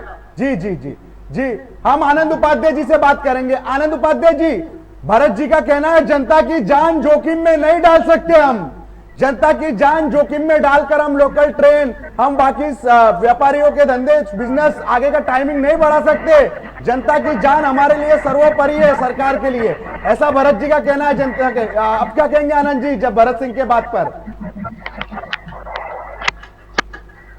आनंद उपाध्याय जी, आपको हमारी आवाज आ रही है? आनंद जी? राजेश जी नेटवर्क का प्रॉब्लम है, आवाज सुनाई नहीं दे रही है मुझे। हाँ जी आनंद जी, भरत जी का कहना है हम जनता की जान जोखिम में नहीं डाल सकते, चाहे हम व्यापारियों की दुकानों का समय नहीं बढ़ा सकते, क्योंकि हमारे लिए जनता की जान सर्वोपरि है हमारी सरकार के लिए, ऐसा भरत जी का कहना है। इसी वजह से वो लॉकडाउन में ढील नहीं दे रही है उनकी सरकार। देखिए राजेश जी, हाँ जी बोलिए। आवाज आ रही है आपको मेरी? हाँ जी आ रही है आनंद जी, बोलिए। आ रही है? हाँ जी आ रही है आनंद जी, बोलिए। देखिए ये भरत सिंह जी का जो कहना है ये सिर्फ बहाना है, बहाना है, बहाना है और बहाने के सिवा कुछ नहीं है। ये कितनी बात हो चुकी है, अभी आपने देखा था प्रधानमंत्री जी को, गृह मंत्री को बिना मास्क के नजदीक कितने आंदोलन रोज हो रहे हैं, उन आंदोलनों में लोग किस तरह से पार्टिसिपेट करते हैं, जहां इनका नेताओं का कार्यक्रम हो वहां कोई नहीं कोरोना फैलेगा, आम जनता के रोजगार का विषय होगा, आम रोजगार के शिक्षा का विषय होगा, वहां फट से कोरोना दौड़ते हुए आएगा और लोगों को पकड़ लेगा और लोगों की जान खतरे में पड़ जाएगी। देखिए बिल्कुल वाजिब बात बोली आपने, बिल्कुल वाजिब बात, जनता की बात बोली आपने। ये मुख्यमंत्री जी के भी हाथ में ये ऐसा मुझे अब लगने लगा है। जी जी, ये जो अदृश्य शक्तियां हैं, ये अदृश्य शक्तियां मुझे तो नहीं लगता है कि ये बिल्कुल चीजों को सुचारू रूप से चलने देंगी जब तक कि उनकी जो मंशा है वो मंशा पूरी नहीं हो जाए। जी जी जी जी, हमारे साथ पारसनाथ जी भी है। पारसनाथ जी, क्या कोरोना सिर्फ मुंबई लोकल में यात्रा करने से होगा, व्यापारियों के दुकान खोलने से होगा? आनंद उपाध्याय जी ने बिल्कुल वाजिब बात उठाई है। इतने धरने, इतने आंदोलन आपने पिछले महीने में देखे, हमने कई दृश्य भी दिखाए पारसनाथ जी, प्रधानमंत्री से लेकर कई लोगों के शपथ विधि में मास्क नहीं था, दो गज की सामाजिक दूरी नहीं थी, कांग्रेस के आंदोलन, एनसीपी के आंदोलन, महंगाई के विरोध में, बीजेपी के निलंबन के विरोध में आंदोलन, कई जगह आंदोलन कोरोना के दौर में हो रहा है। पारसनाथ जी, कोरोना वहां नहीं होगा, उन पर कोई कार्रवाई नहीं होती, लेकिन जनता की बात आती है तो कोरोना का डर आ जाता है, तीसरी लहर आ जाती है। इसको लेकर आप क्या कहेंगे? बड़े ईमानदारी से पार्टी लाइन से हटके जनता के हित की सोचकर जवाब दीजिए पारसनाथ जी, आपसे हम वही उम्मीद करेंगे आज। ये आप देख रहे हैं हमारा रेलवे ट्रेन का पास जी, और हर महीने का 19 से लेकर के हर महीने का, समझिए नहीं, जी जी, 16/12/2019, 16/11/2019, 16/10/2019, 16/9/2019, ये हर महीने हम पास निकाल करके, हम रेलवे में चलने वाले आम आदमी हैं। जी जी, आम आदमियों की पीड़ा हमको मालूम है। जी जी हम अपने पार्टी अध्यक्ष का बचाव करें, हम अपने सरकार का बचाव करें, बीजेपी वाले मोदी का बचाव करें। ये प्लेटफॉर्म ऐसा है, यहाँ जो डिस्कशन हो रहा है, जो सही चीज है वो रखा जा रहा है। जी जी जी बिल्कुल सही बात है मैडम। हम अपनी बात को पार्टी स्तर पर रख सकते हैं। पार्टी का सरकार में किस हिसाब से, अब ये आरोप लगता है कि कितने अदृश्य शक्तियां हैं, लोग क्या क्या बोलते हैं ये मैं नहीं जानता, लेकिन मैं ये जानता हूँ पारसनाथ जी, कि यात्री सेवा एक सेकंड रोकूंगा नली। पारसनाथ जी, एक ही आपसे सवाल है। जो आनंद उपाध्याय ने सवाल उठाया वो तो बहुत वाजिब है कि आंदोलनों से कोरोना नहीं फैलता क्या साहब? इतने लोग, इतने नेता आंदोलनों में शामिल होते बिना मास्क के, हमने कई विजुअल्स दिखाए, सारे पार्टी के। हम एक पार्टी नहीं बोल रहे, बीजेपी है, कांग्रेस है, एनसीपी है, सारे लोग आंदोलन करते, इनसे कोरोना नहीं फैलता क्या साहब? वो एकदम वाजिब सवाल है, उसमें उनका कोई मंशा नहीं है, पॉलिटिक्स नहीं। वो तो आनंद ही नहीं, बहुत सारे आम लोग बोल रहे हैं। जी साहब, तो यही हम पूछ रहे साहब। वो तो सारे आम लोग बोल रहे हैं। देखिए, जो सच है ना उसको छुपाया नहीं जा सकता, समझ रहे नहीं? जी। आम आदमी आज तकलीफ में है, 2 साल 2.5 साल हो गया है, स्वाभाविक है आदमी जुझला जाता है, गरीब होता जा रहा है, गरीब का एकदम मानसिक संतुलन बिगड़ता जा रहा है, व्यापारियों का मानसिक संतुलन बिगड़ता जा रहा है, जिनके घर में कल का राशन कैसा होगा ऐसी भी स्थिति लोगों के पास आ गई है। अब सरकार आवाज आई है, सरकार उनके लिए पहले जीवन बचाना जरूरी है सरकार के लिए। उनको भुखमरी से मौत नहीं होगी, वो नहीं समझ में आ रहा है कि भुखमरी की समस्या उत्पन्न हो चुकी है। अब आ जाइए सरकार पे। छोटी सी बात होगी, सरकार को पानी पी पी करके लोग गाली देते हैं। सरकार टीका नहीं लगवा रही, सरकार ये नहीं कर रही, सरकार ये मुआवजा नहीं दे रही, सरकार वो मुआवजा नहीं दे रही, सरकार इतना नहीं दे रही, सरकार उतना नहीं दे रही है। तो सरकार को गाली देना, पानी पी पी करके और जुमले फेंकना अलग बात है, और सरकार में रह करके सरकार की स्थिति, जनता के विषय में सोचना अलग बात है। ठीक है, हम पार्टी के आदमी हैं, हम पार्टी के तरफ से दबाव डालते हैं, सरकार पे मांग करते हैं, लेकिन सरकार की भी अपनी मजबूरियां हैं। जनता के जान माल की रक्षा की जवाबदारी है। एक चीज मैं आपसे बोलूंगा कि ये कल दानवे साहब को देखा मैंने तो आप भेज दिया है। अरे आप जिस हिसाब से राज्यपाल को बैठा सकते हो नकेल कसने के लिए, उसी तरह से आप ऑर्डर निकाल सकते हो ना। क्या रेलवे ट्रेन चालू होगी? सब कुछ केंद्रीय करेगा, सब कुछ केंद्रीय करेगा पारसनाथ जी, सब कुछ केंद्रीय करेगा। केंद्र किया क्या? केंद्र क्या किया? 80 लाख लोगों को भोजन दे रहा है, 110 रुपया पेट्रोल कर दिया। अभी हमारे राम कुमार भाई साहब बोलते हैं, आप हमको बताइए, कांग्रेस से हटा करके दिल्ली में जो है बीजेपी को क्यों बैठाई जनता? राम कुमार भाई साहब बोलते हैं कि प्रधानमंत्री एग्रीमेंट करके गए हैं। आपके बात का पारसनाथ जी सुनिए, सरकार बदल सकते हैं, सब उनका नियम पलटी कर सकते हैं, अब वो नहीं पलटी कर सकते क्या? आप हमको बताइए, खाने का तेल क्या भाव हो गया, आटा क्या भाव हो गया, दाल क्या भाव हो गया, हर चीज कितनी महंगाई बढ़ी। ये कमाने तो दीजिए जनता को, जनता शायद खरीद लेगी ये सब चीजें। कमाने का तो मौका दीजिए, घर में बैठ के रोटी कैसे आएगी साहब? केवल महाराष्ट्र में भाव नहीं बढ़े हैं, नहीं, पूरे देश में महंगाई के मोर्चे पे आप उनका विरोध कर रहे हैं, उसका समर्थन जनता दे रही है, और कमाने का तो मौका दीजिए जनता को। तो 420 लोगों को कौन वो करेगा? दाढ़ी बाबा को दाढ़ी अपना विश्व प्रसिद्ध हो गए हैं, विश्व प्रसिद्ध प्रधानमंत्री हो गए हैं। आम जनता का खून चूसने वाले व्यापारियों के जो है गुप्त जो है मित्र हैं, तो उनको क्या बोलेंगे आप? जी, जनता ने जो भूल किया है उसका प्रायश्चित उसको मिल रहा है। जी, रामकुमार पाल जी से जवाब लेते हैं पारसनाथ जी। रामकुमार पाल जी यहाँ पे महाराष्ट्र। जी, रामकुमार पाल जी, पारसनाथ ने प्रधानमंत्री मोदी को लेकर केंद्र सरकार पर कई गंभीर आरोप लगाए। जी, आप जवाब दीजिए कि महंगाई तो इतनी बढ़ गई है, तो परेशान तो महंगाई से भी जनता है, वहीं राज्य सरकार जिसके पाबंदियों की वजह से आम आदमी घर पर बैठ चुका है, तो दोनों तरफ से आम आदमी की मार हो रही है कि एक तरफ महंगाई बढ़ रही है, एक तरफ कमाने नहीं मिल रहा है, तो आम आदमी करे क्या राम कुमार पाल जी? देखो, मुझे दो बातें रखनी है, एक पारसनाथ जी का भी जवाब देना है जी जी, और एक उदाहरण देता हूं। कर्ज है ना तो पिता को ही चुकाना पड़ता है। अरे पिता जब कर्ज कर दिया तो चुकाना पड़ता है, ये इतिहास है। हिंदुस्तानी आदमी भागता नहीं, रण छोड़ नहीं है। तो जब अन्न बेचा गया तो उस ब्याज देना पड़ता है, 40,000 करोड़ रुपया ब्याज और मुद्दल। ये जन जाहिर है, जग जाहिर है, छुपा नहीं है। तो दूसरी बात ये कहना चाहता हूं कि अब जैसे कि हमारे विधानसभा में मैं अपने नेता के ऊपर सवाल खड़ा करता हूं, महाराष्ट्र विधानसभा में कहा कि खाली कुर्सी से ना बुलवाया था, खाली कुर्सी से हाँ बुलवाया था और सारे विधेयक पास करने के लिए। वैसे ही मेरे पार्टी के नेता जब रेल बंद है तो किस रेल आंदोलन का आंदोलन करने वाले हैं? जे कि बंद की मांग, खोलने की मांग हो रही है तो ये हम रेल रोको आंदोलन करेंगे?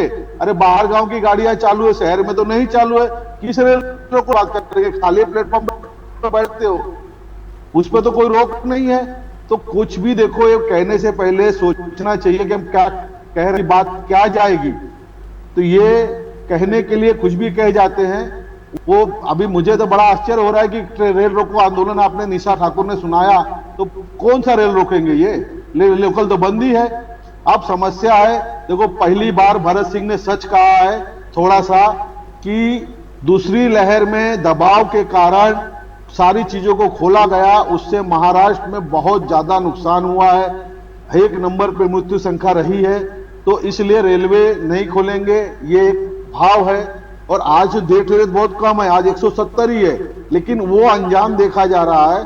तो बाकी भरत जी और पारस जी दुकानों को खुलवा दे, रेलवे नहीं खोलना ठीक है, लेकिन दुकानों को खुलवाने से लोकल में सब कुछ होगा और जो छोटे व्यापारी है वो संभल जाएंगे। जी जी जी, भरत सिंह जी, राम कुमार पाल ने बोला कि आपने पहली बार एक बात सच बोली है, ऐसा राम कुमार पाल जी का कहना है कि दूसरी लहर में दबाव के कारण महाराष्ट्र को नुकसान हुआ। नहीं, देखिए, मैं राजेश भाई, मैं हमेशा सच्ची बोलता हूँ, बहुत झूठ की बात मैं नहीं करता हूँ। झूठ की बुनियाद पे कोई सरकार और कोई नेता को सही शोभा नहीं देता है। मैं जो बोला हूँ सच्ची बोलता हूँ। और दूसरी बात मैं ये फिर पे कह रहा हूँ, तीसरी बार कह रहा हूँ कि जो दुकानें और होटल का जो है वो उद्धव, हमारे जो मुख्यमंत्री, भरत जी, आपने शिक्षा पेरेंट्स के लिए इतना संघर्ष किया, आप व्यापारियों के लिए क्या संघर्ष करेंगे? आप आगे पेरेंट्स के लिए आपने संघर्ष किया, नसीम पटेल, वर्षा गायकवाड़ जी का फॉलोअप लिया आपने, व्यापारियों के लिए आप क्या संघर्ष करने वाले हैं? व्यापारी को ये बताइए भरत सिंह जी। देखिए, व्यापारियों के लिए मैं खुद एक व्यापारी होने के नाते मैं 2-2, 3-3 मंत्रियों से मिल चुका हूं, पालक मंत्री साहब से ही बात किया हूं और ये मैंने अवगत भी कराया है कि व्यापारियों को तकलीफ है और वो जानते भी हैं। पालक मंत्री भी जो है वो मालाड में ही रहते हैं, उन्हें पता है अच्छी तरह से कि व्यापारियों का दुख दर्द क्या है। फिर मैं इसलिए बता रहा हूँ कि हमारे तीनों दलों के मंत्री जितने थे, 1.5 घंटा तक इसी विषय पे मंथन चिंतन चला है कि रेलवे को रोका, लोकल ट्रेन खोली जाए कि नहीं, दुकानें खोली जाए कि नहीं, कितना जो है समय बढ़ाया जाए कि नहीं। इसमें बहुत मंथन के बाद में गाइडलाइन उसी दिन कल ही गाइडलाइन आया है और कल ही हमारी मीटिंग चल रही थी। भरत सिंह जी, एक मीटिंग और हो रही है बीएमसी और राज्य सरकार की। भरत सिंह जी, एक सेकंड। हाँ, हो रही है। राज्य सरकार और बीएमसी की एक मीटिंग हो रही है लोकल ट्रेन को लेकर, यात्रा में अनुमति देने को लेकर आम आदमी को, इससे भी कोई फैसला आ सकता है, उम्मीद जता रहे हैं। इसीलिए मैं कहा कि आशावान बने रहना चाहिए व्यक्ति को। हो सकता है कुछ अच्छी न्यूज लगे, जैसे जिस तरह से भाजपा के लोग बहुत आशावान बने कि सरकार महाराष्ट्र की अब गिरेगी, कल गिरेगी, तब गिरेगी, अब गिरेगी, तब। आशावान बना रहना चाहिए। देखिए, आशावान बने रहेंगे तो अभी तो कुछ होगा। हो सकता है इनको खुशखबरी मिल जाए, हो सकता है इनको दुख 5 साल तक इसी तरह से दुख में गुजारना पड़े कि सरकार गिरते वो कहते ना कि आम देख के आम लगा पका है और आम अब गिरेगा, लेकिन जब झाड़ के नीचे जाते तो आम गिर ही नहीं रहा है। उसी तरह से भाजपा के नेताओं की स्थिति है। मैं पारसनाथ तिवारी हमारे सहयोगी है, हमारे अलायंस वाले। पारस भाई, आपको ये समझ में नहीं आएगा। देखिए, मैं बार बार ये कह रहा हूं कि इस देश की जीडीपी जो कह रहे हैं सब लोग की गिरी हुई है, मैं बोलता हूं कि देश की जीडीपी, राजेश भाई, गिरी नहीं हुई है। राजेश भाई, देश की जीडीपी को इस देश के प्रधानमंत्री ने बहुत ऊंचे स्तर पे लेके गया है। आपको पता होना चाहिए कि देश की जीडीपी पता है आपको? गैस डीजल और पेट्रोल। अब जीडीपी का मतलब समझ गए आप। अब कितना करेंगे बताइए। आज 52 रुपया जो है वो गैस का कीमत हो गया है, जो एलपीजी होती है 2 रुपया 2.5 रुपया बढ़ गया। हम हमारे जो है शतक, आज तक किसी ने शतक नहीं मारा था, किसी सरकार ने। सारी सरकार जो है वो फेल हो गई थी, लेकिन ये केंद्र की सरकार आई है, मोदी की सरकार आई है, इसने शतक मार दिया। और आप क्या अपेक्षा कर सकते हैं सर? तीसरी बात मैं बताना चाहूंगा, राम कुमार पाल जी को जवाब दे रहे भरत जी, आप सुन लीजिए। लोग जो है गाड़ी जी राम कुमार पाल जी भरत जी को लाइए इस महंगाई के मुद्दे पे आमने सामने। सुन लीजिए, राम कुमार पाल जी को जवाब दे रहे। जो डीजल हमने कभी 50 के ऊपर नहीं लिए थे, आज वो 32 रुपए का ऑयल बॉन्ड बेचा था। आज ये बताइए महंगाई तो उसी समय थी। इसलिए मैं कहता हूं कि इस देश में भरत जी राम कुमार पाल जी को जवाब दे रहे, सुन लीजिए फिर उनको क्रॉस टैकल करिए। ऊंचाई मैं 32 रुपए का ऑयल बॉन्ड बेच के भाव को स्थिर रखा था। पूछिए, ये झूठ नहीं है। 32 रुपए का ऑयल बॉन्ड बेच के भाव को स्थिर रखा था। प्रधानमंत्री वही करे अभी, वही होना चाहिए। कोई भी सरकार है वही काम करे, कर्ज छोड़ के जाए। रामपाल जी सुन लीजिए, रामपाल जी कोई भी सरकार हो, चाहे मुख्यमंत्री हो, तो क्या हो देश को ऐसे बेच के जाए? सुनिए, कर्ज मिलता है, कर्ज मिलता है साहब, कर्ज लेना चाहिए। उसको चुकाना भी पड़ता है, कर्ज को चुकाना भी पड़ता है। 32 रुपए जो सरकार मिलकर दोनों टैक्सेस कम क्यों नहीं कर देती पेट्रोल डीजल पे? दोनों मिलकर 2-5% पेट्रोल डीजल पे टैक्स कम करे तो राहत मिल सकती है। भरत सिंह जी, राम कुमार पाल जी, दोनों से आप कह रहा हूं कि दोनों सरकारें मिलकर अगर टैक्स कम करती है तो पेट्रोल डीजल पे राहत मिल सकती है। दोनों सरकारें अपने हिसाब से टैक्स लगाती है। जीएसटी के दायरे में जीएसटी में लाएंगे तो राहत मिलेगी। जीएसटी के दायरे में लाने की बात कीजिए भरत सिंह जी। जीएसटी के दायरे में अगर आता है तो पेट्रोल सेक्टर से 72 रुपए में मिलेगा राहत देश में। जीएसटी में लाएंगे, जीएसटी में कोई राहत होगी, मैं बोलता हूं, नहीं तो कर्ज लेना पड़ेगा। जी जी बोलिए भरत सिंह जी का जवाब सुन लीजिए। भरत जी बोलिए, जवाब दीजिए आप। चुप जी आप जवाब दीजिए भरत जी। रामपाल भाई सुनिए, राजेश भाई, सबसे ज्यादा सरकार इस देश में किसकी है? बीजेपी की। किस राज्यों में सबसे ज्यादा? मैं तो कहता हूं कि आप जीएसटी का कल प्रस्ताव लाइए, हमारी पूरी कांग्रेस पार्टी जीएसटी के दायरे में लाने के लिए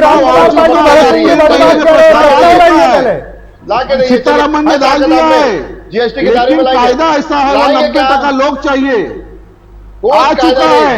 निर्मला सीतारमन ने अप्रैल में कह दिया है जीएसटी में लाओ। राजेश जी, जीएसटी में लाने के लिए वित्त मंत्री ने कह दिया है कि सरकारें नहीं ला रही हैं, राज्य सरकारें नहीं ला रही हैं। आप यूट्यूब पे चेक कर लो, अप्रैल महीने में कह दिया जीएसटी में लाने को। लेकिन कायदा ऐसा बना है कि 95% लोग हाँ बोलेंगे तो ही होगा। जीएसटी काउंसिल है, जीएसटी काउंसिल में देश के सारे वित्त मंत्री सहभागी हैं। सुनिए जी भरत जी, जल्दी समय कम है, 10 सेकंड में जवाब दीजिए भरत सिंह जी, फिर राम को पारसनाथ जी से जवाब लेंगे। डिबेट का एंड करने का समय हो गया। भरत सिंह जी 10 सेकंड का लिए 20 सेकंड ले लीजिए भरत सिंह जी, जल्दी बात खत्म करिए। कितना झूठ भारतीय जनता पार्टी के जो व्यक्ति बैठे हैं, रामपाल जी कितना झूठ बोले। सरकार इनकी है, बहुमत इनका है। अगर ये चाहे तो लोकसभा में, राज्यसभा में, दोनों में पास करा सकते हैं। सारे बिल पास कराने के, एनआरसी के बिल पास कराने के, सारे बिल पास कराने। जी जी भरत जी, राम कुमार पाल जी, समय की पाबंदी है। पारसनाथ जी से जवाब लेंगे। जी भरत जी, राम कुमार पाल जी पारसनाथ जी से जवाब लेंगे। आवाज किया जाए, पारसनाथ जी का आवाज रखिए पहले। हम बात करेंगे आज हमारे लोगों के और व्यापारियों के लिए। जी जी जी भरत सिंह जी, राम कुमार पाल जी का आवाज कम करें, अनुरोध है मेरा। जी हम पारसनाथ जी आपसे पूछेंगे, आप क्या संघर्ष करने वाले, क्या आने वाले समय में लोकल यात्रियों के लिए और व्यापारियों के लिए आप अपनी निजी स्तर पर क्या कोशिशें करेंगे? पारसनाथ जी आपका आखिरी कमेंट और फिर हम डिबेट को एंड करेंगे। जल्दी से 30 सेकंड में बोलिए पारसनाथ जी। अभी पहले तो महानुभावों को मैं जवाब दे दूं, ये दोनों अपने अपने पार्टी के ठेकेदार हैं, ये जो बोलेंगे वही इनकी पार्टी मान लेगी। एक चीज, दूसरी चीज मैं राम कुमार भाई से बोलना चाहता हूं कि सरकार को, कांग्रेस को हटा करके भारी बहुमत से मोदी सरकार को बैठाया तो मनमोहन सिंह वाला फैसला वो रद्द भी कर सकते हैं, जिससे हमारी आम जनता दुखी है। डीजल पेट्रोल ही नहीं, आप खाने की वस्तुएं ले लीजिए, खाने का तेल ले लीजिए और सामान ले लीजिए, कितने स्तर पे महंगाई गई। एक चीज अब दूसरी चीज जो आप रेलवे के विषय में बोल रहे हैं, तो ये जो अभी मीटिंग चल आप रही क्या है, कोशिश कुछ न करने कुछ वाले पारसनाथ जी, होगा। इस बात का जवाब दीजिए। आप आगे आगे आगे आप क्या कोशिश करेंगे? हम पार्टी को पत्र लिख सकते हैं, ज्ञापन दे सकते हैं, जी जी ये पार्टी स्तर पे। हाँ जी। और रही सवाल यात्री सेवा सुविधा, अगर आपको जनता उनके साथ खड़े होने के लिए सड़क पर बुलाए पारसनाथ जी के, हमारा समर्थन कीजिए, प्रदर्शन कीजिए सरकार के खिलाफ।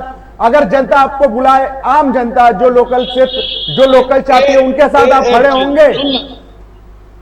सुन लीजिए, व्यापारी सबल हैं, व्यापारी अपने लिए तो प्रदर्शन कर रहे हैं, ये आम आदमियों के लिए प्रदर्शन किए क्या, ये मेरा प्रश्न है उनसे। अगर यही जो है आम आदमी के लिए, क्योंकि दुकान में आम आदमी भी नौकरी करता है, जी जी, व्यापारियों के यहाँ आम आदमी भी नौकरी करता है, तो ये अगर आंदोलन आम आदमियों के लिए होता, सभी मुद्दों के एक साथ लिए होता, तो उसका अर्थ अलग होता। अब ये विरोधी पक्ष दरेकर जी से मैं अनुरोध करूंगा, आप रेलवे रोक रहे हो, अरे आप बस ही जाम कर दो ना, आप बीएसटी जाम करो ना, आप प्राइवेट गाड़ियां शहर में एकदम बंद कर दो ना। देखो जी, आप विरोधी पक्ष में, आपको राइट है सरकार का विरोध करने का। आप तो समय की कमी है, आप 10 सेकंड में अपने बात खत्म कर दीजिए, फिर हम डिबेट का एंड करेंगे। पारसनाथ जी प्लीज जल्दी 10 सेकंड। मैं विरोधी पक्ष के नेताओं से यही कहा, आड़ में कुछ और सामने पब्लिक के सामने कुछ, ये दोहरा चरित्र मत रखो। पब्लिक जान चुकी है, आम जनता जान चुकी है। सरकार के पास मजबूरी है उनके पब्लिक जनता की सुरक्षा का, लेकिन विरोधी पक्ष के पास क्या है? पारसनाथ जी, आपकी बात हम समझ गए। जी पारसनाथ जी, हमने आपकी बात समझी। आज आपने देखा कि हमने एक बार फिर लोकल ट्रेन और व्यापारियों के लिए हमारे चैनल के माध्यम से आवाज उठाई। सभी पैनलिस्टों ने समर्थन तो किया, लेकिन वही बात आ जाती है कि कोरोना की तीसरी लहर आ रही है, पर आंदोलन इस राज्य में खूब चल रहे हैं, खूब आंदोलन हो रहे हैं, भीड़ जमा हो रही है। वहां कोरोना नहीं फैलेगा, पर आम आदमी के लोकल में यात्रा करने से कोरोना फैलेगा। व्यापारियों के दुकान शुरू करने से, 4 के बाद दुकान शुरू रखने से कोरोना फैलेगा। क्यों सरकारें 2 डोज लगाने वाले लोगों को लोकल में यात्रा करने की अनुमति नहीं दे रही है? क्यों जो 2 डोज लगवा चुके हैं उन व्यापारियों को शाम तक, यानी रात तक 8-9 बजे तक दुकानें खोलने की अनुमति नहीं दी जा रही है? क्यों व्यापारी शनिवार और रविवार को दुकान नहीं खोल सकते? आज इसी मुद्दे को लेकर हमने सभी पार्टियों के नेताओं की राय जानी। हालांकि ज्यादातर मुद्दों पर वो घुमा देते और अपनी अपनी राजनीति लेके आ जाते हैं बीच में, आम जनता को वो लेकर कम ही बात करते हैं। पर हम उन्हें घड़ी घड़ी याद दिलाते हैं कि यह चैनल आम जनता के लिए बना है, आम जनता की समस्याओं को इस चैनल पर प्राथमिकता दी जाती है। हम और किसी हिंदू मुसलमान ये सब डिबेट्स में और इन सब राजनीतियों में हम नहीं पढ़ते। ये चैनल आम जनता के लिए समर्पित है, आम जनता को ही, समस्याओं को ही प्राथमिकता देता है। अगर अब तक आपने हमारा चैनल सब्सक्राइब नहीं किया, लाइक नहीं किया है तो कर लीजिए। आप हमारे हेल्पलाइन नंबर पर फोन करके अपनी समस्या बता सकते हैं, हम आपकी समस्या को प्राथमिकता देंगे, आवाज उठाएंगे, सरकार के कानों तक आपकी बात पहुंचाएंगे। अगर आपने हमारा चैनल लाइक और सब्सक्राइब नहीं किया है तो जल्द से जल्द कर लीजिए, ताकि हमारी खबरें का नोटिफिकेशन सबसे पहले आप तक पहुंच सके। आज के लिए बस इतना ही। मेट्रो मुंबई पर खबरों का सिलसिला निरंतर जारी रहेगा। नमस्कार।